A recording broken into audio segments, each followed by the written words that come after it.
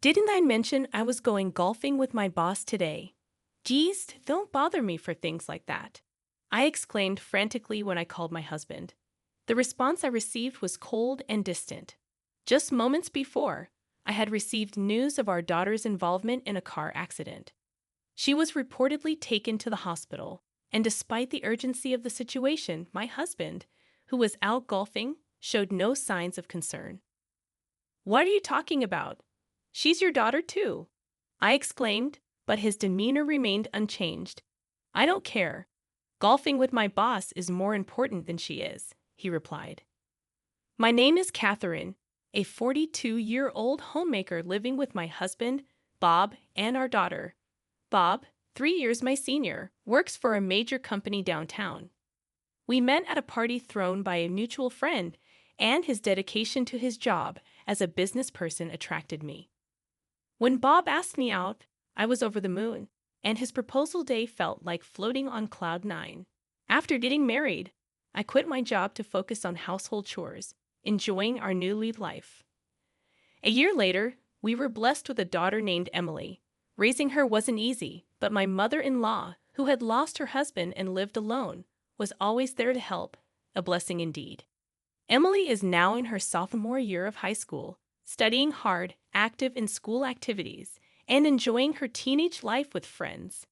However, a noticeable change occurred in our harmonious family life about 6 months ago.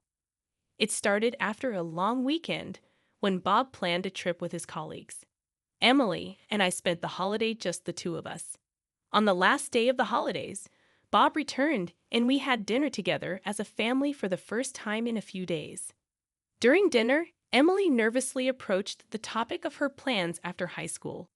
She had consulted with me while Bob was away and had already decided to go to college, which I supported. However, contrary to expectations, Bob grimaced and replied dismissively, "Why should I care? Do whatever you want." Taken aback by his cold response, I unintentionally let out a gasp. Bob immediately left the table without clearing his plate, stomping off to his room as if in a bad mood. Left behind, Emily and I were puzzled by Bob's unusually distant behavior. "I wonder what got into Dad. Did I say something wrong?"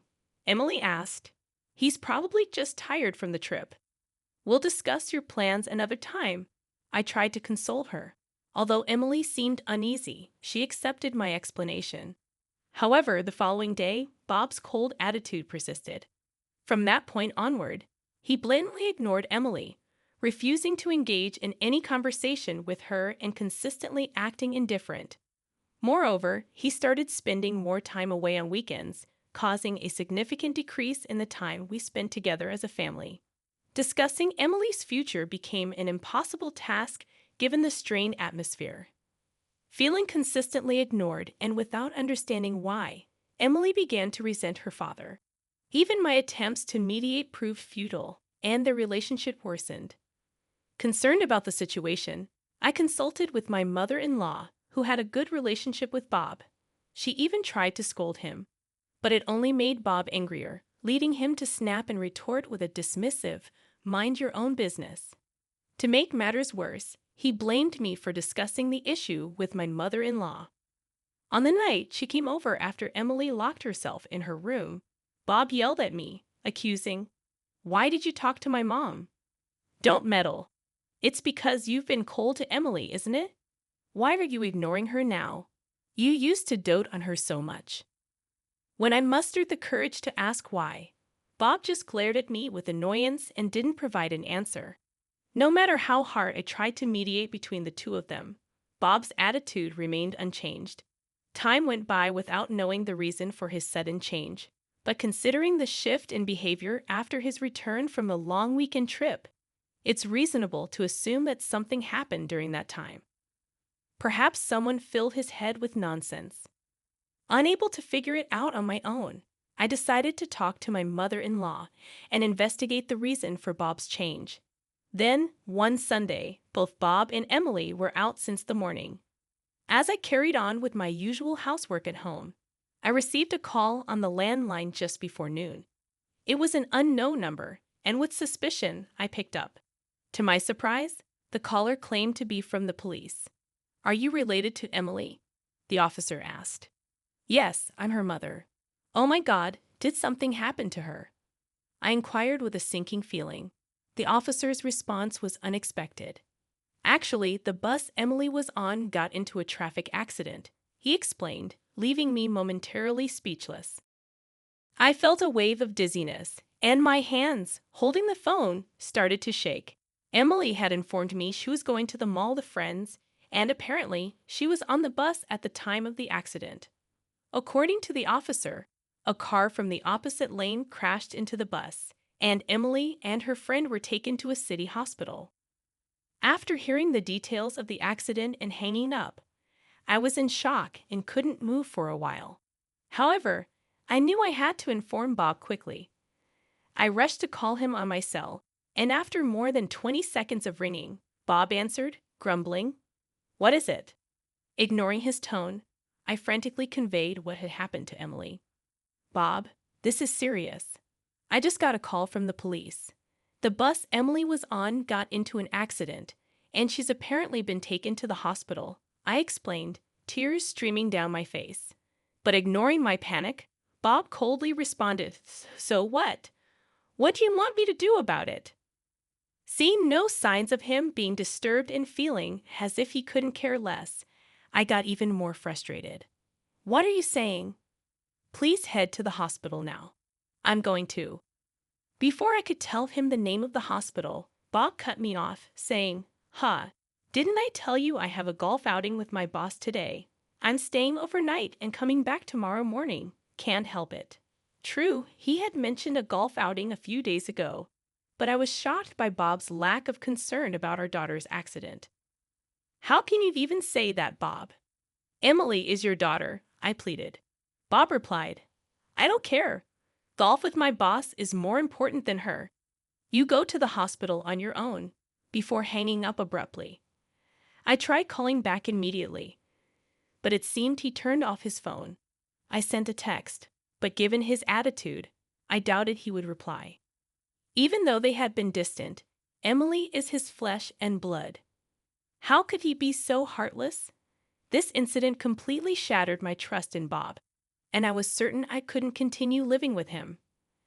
I decided on divorce, but heading to the hospital was my top priority.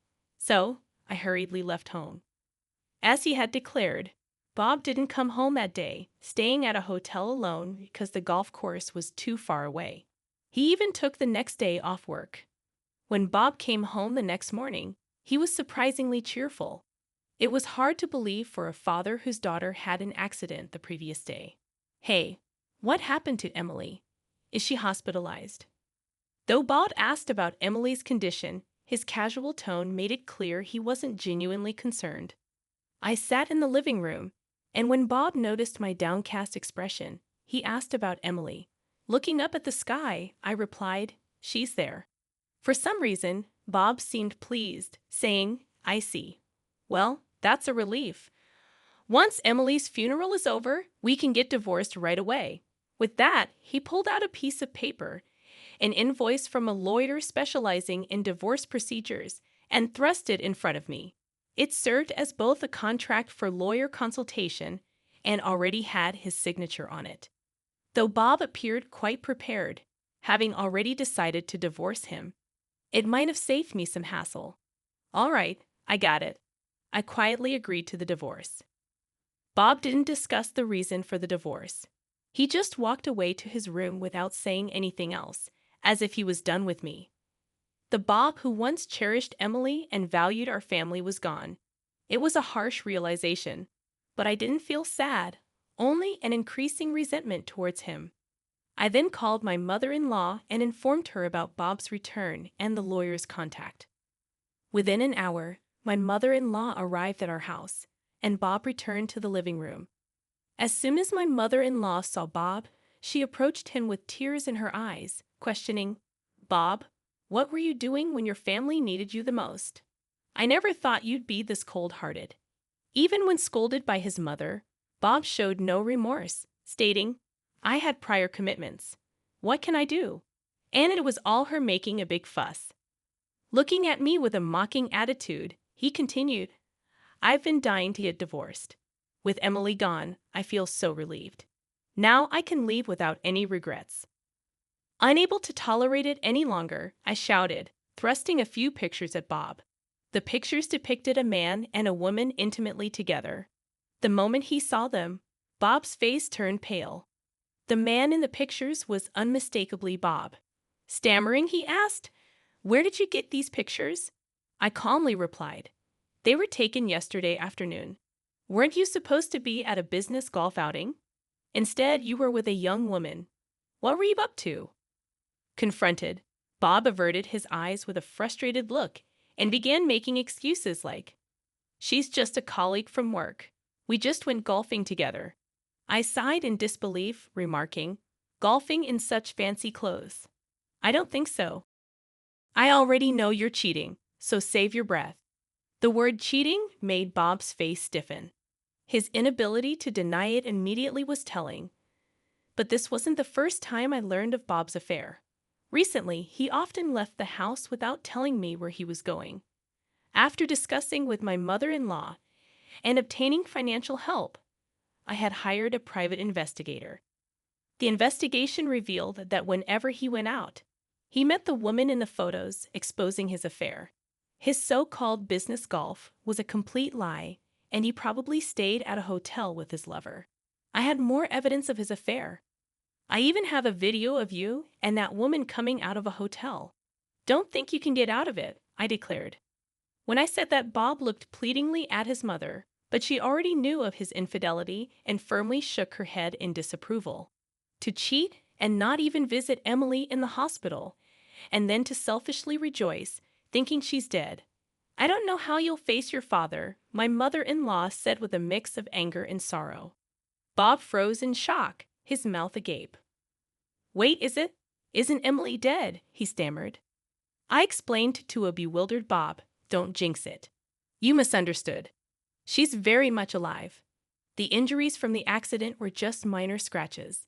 Emily was taken to the hospital yesterday, but she was fine and had no major injuries. The accident wasn't severe, so she came home the same day. Bob misunderstood my comment, looking up to the sky. She's there, and assumed Emily had passed away. Emily is on her school trip as planned. She'll be landing soon, I continued. A school trip. Bob was taken aback, his eyes wide. Bob, who didn't care about his daughter, had completely forgotten about Emily's school trip. The trip started today and was for 3 nights and 4 days.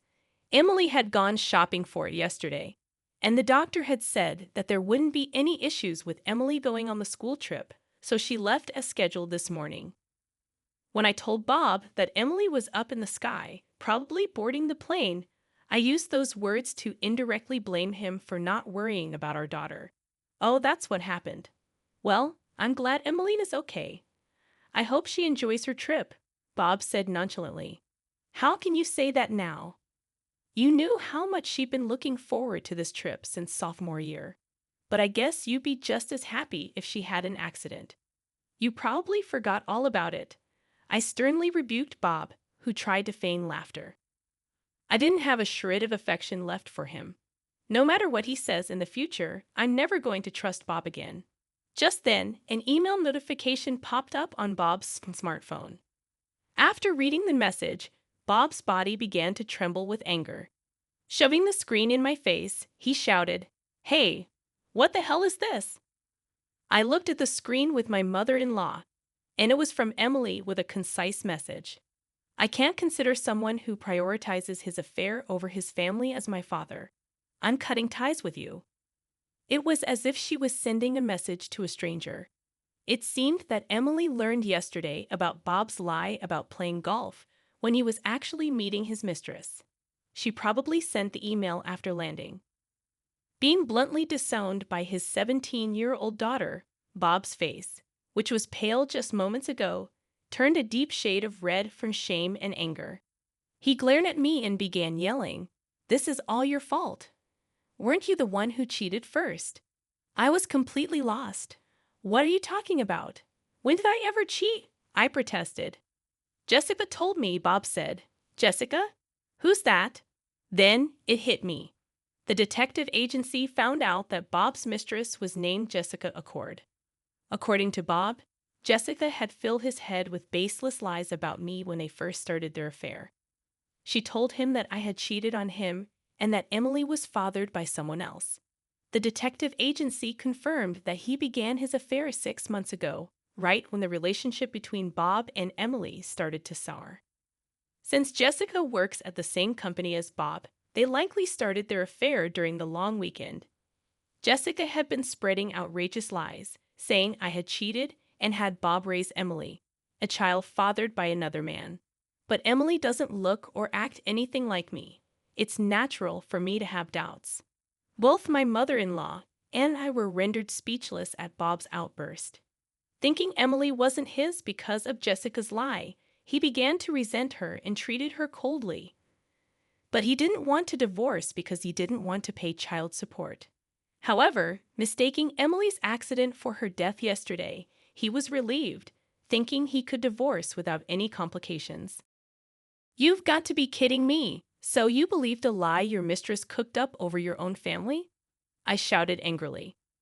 Bob responded with a dismissive laugh. "I don't care whether it's true or not. I'm going to divorce you and be with Jessica." Before I could retort, my mother-in-law stepped in with a stoic face. She sighed deeply as she locked eyes with Bob. I realized she was livid. "I wonder where I went wrong raising you. I'm so ashamed. Did you forget that Emily looked just like you when she was a baby? She's definitely your child," she said. "I told you, I don't care about that anymore," Bob retorted defiantly. Right then, someone knocked at the front door. I went to answer and brought the guest to the living room. Bob looked puzzled. The visitor was a man in a suit around our age. Bob rudely asked, "Who the hell are you? Are you her lover or something?" Unfazed, the man handed Bob his business card with a smile. Bob accepted the business card with disbelief. But the next moment, his eyes widened in surprise as he read, "Lawyer." Yes, he was the lawyer I had hired with the help of my mother-in-law. I had consulted him about Bob around the same time I had the detective agency investigate. I had asked him to come over yesterday, anticipating that Bob would do something rash given the situation with Emily. I suspected it had to do with Emily, and I had a feeling Bob might have done something unthinkable. I instructed Bob, "Call your mistress over right now." Bob started panicking and asked, "Why would Jessica be involved at this point?" The lawyer chimed in, "It's quite unreasonable to say she's not involved. Call her now." Bob had no comeback to that, realizing he had no way out. Reluctantly, he contacted his mistress. About 30 minutes later, a young woman arrived at the house. Jessica, in her 20s, probably took a personal day off from work just like Bob. She approached us with a disgruntled look, saying, "What's this all about? I've got nothing to do with your family issues." Despite Jessica's refusal, I informed her that I was divorcing Bob and that even if she stayed with him, he'd have to pay child support to Emily, who was about to go to college. "I have nothing to do with this," she insisted. However, the lawyer promptly responded, "We have plenty of evidence of the affair.